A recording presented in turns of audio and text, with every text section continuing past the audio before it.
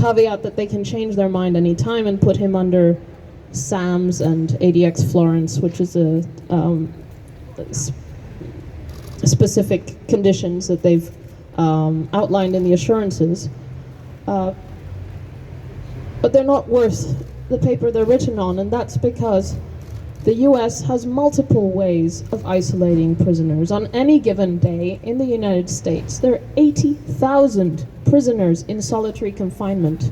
Only 50 of those are under special administrative measures, and only 500 of those are in ADX Florence. The remaining 79,500 people under solitary confinement are not in ADX or SAMS. So what are we even talking about?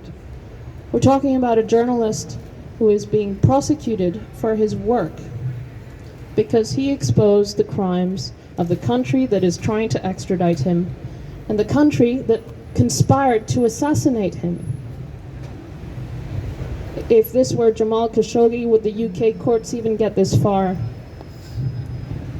in extraditing him to Saudi Arabia? Our laws have to mean something.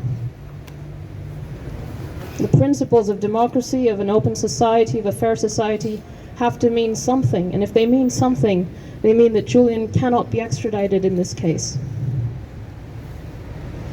The US is using these courts, abusing these courts, to further its political persecution of a publisher who was doing his job. And in doing so, it is creating a precedent for all of you and your colleagues that can be used by the United States in the future or by any other country that is paying attention and going to pursue their dissidents, their journalists in the same way. This has to end. Julian has to come home. We have to be able to live freely.